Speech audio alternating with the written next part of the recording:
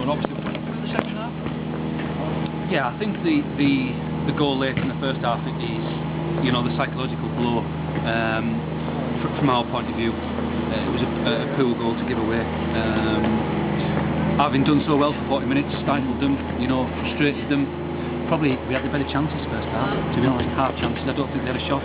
Obviously, the lad scored a chip from 35 yards, which is disappointing, but I felt that we stuck to a game plan first half, and the stats are always going to say when you play against Hyde that possession-wise you were getting outdone, but after actually creating chances, I thought we did very well. But yeah, the second half is a combination of tiredness and when you play against a team like Hyde who've got good forwards and are lively, if you make errors, then you get punished, and that's what happened.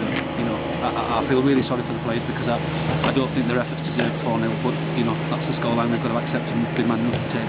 Just talking about that first goal, Aaron was screaming at some of the players in front of him for not closing the player down. How do you look at it? Was Aaron too far off his line, or should there have been something better done to close the player down? Or did the player do well for spotting Aaron off his line? Well, when the player's 35 yards out, then your goalkeeper's going to be off his line. I don't know what his starting position was. I was obviously watching the play. I think a little bit of lack of communication in midfield. We had two going for the same ball, and it's popped out, and then fair play to that's the type of players that Hyde have. They're speculative, and he's just hit what is a speculative 35-yard shot, and it's just dipped under the bar. So credit for him for spotting that, but as I say, I can't make an opinion on whether Aaron's starting position was wrong or right, because I was watching the play.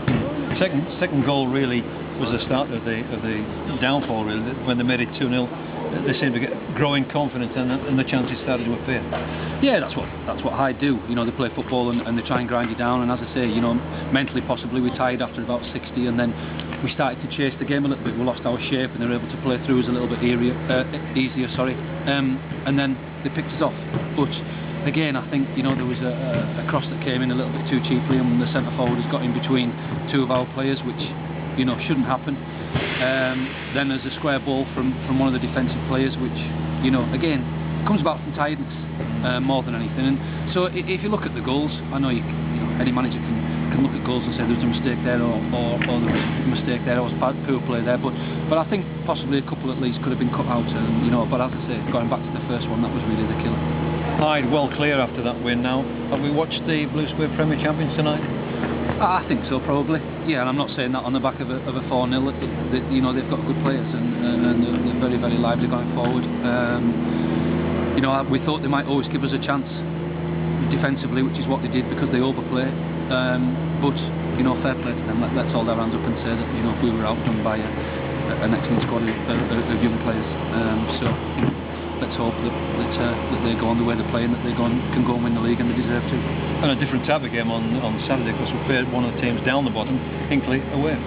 Yeah, well, we've looked at games and isolated ones that are important to us, and not not that this wasn't important. We gave everything tonight to try and come away with some points, but it wasn't to be. So just like Saturday's against Gloucester, that was a massive game, and Hinkley again is huge for us.